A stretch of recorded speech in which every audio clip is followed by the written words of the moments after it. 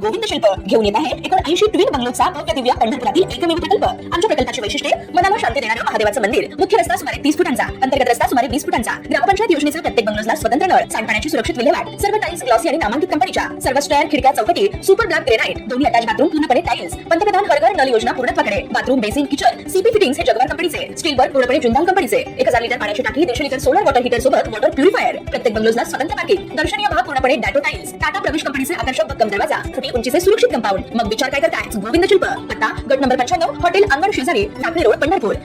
बीड जिल्ह्याच्या अंबेजोगाई तालुक्यात एका 24 वर्षीय तरुणाने विष प्राशन करून आपली जीवनयात्रा संपवली आहे। कुंभेफळ या गावचा रहिवासी असलेल्या युवकाने मित्रांसोबत झालेल्या वादानंतर वाढदिवसाच्या सेलिब्रेशनला बोलवले नसल्याच्या क्षुल्लक कारणावरून हे टोकाचं पाऊल उचलल्याचं सांगितलं जात आहे। महेश उद्धव भनगे असे मृत तरुणाचं नाव आहे। या प्रकरणी मिळालेल्या प्राथमिक माहितीनुसार महेशने काल सायंकाळच्या सुमारास आपल्या राहत्या घरात विषारी औषध प्राशन केलं आणि तो घराच्या छतावरती एकटाच झोपायला गेला। बराच वेळ झाला तरी महेश खाली का आला नाही हे पाहण्यासाठी कुटुंबातील सदस्य रात्री 8 वाजण्याच्या सुमारास छतावर गेले असता महेश बेशुद्ध अवस्थेत आढळून आला।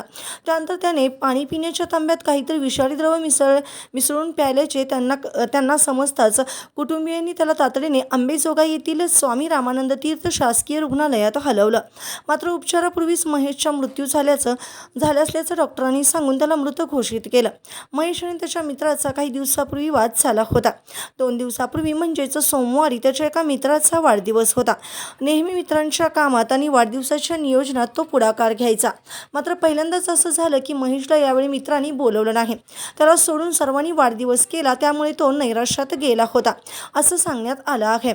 महेशने आत्महत्येपूर्वी काल मंगळवारी दुपारी त्याच्या मोबाईलवरील व्हॉट्सॲपवर माझं दुःख कोणाला सांगू, मी एकटा पडलो असे भावनिक स्टेटस ठेवले होते।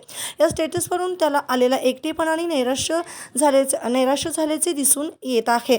याच कारणावरून महेशने कोणाचाही विचार न करता मृत्यूला कवटाळलं। ताज्या घडामोडी पाहण्यासाठी आमच्या YouTube चॅनलवरील PVR म्हणजेच पंढरी वार्ता या न्यूजला सबस्क्राईब करा आणि शेजारील बेल आयकॉनवर क्लिक करा।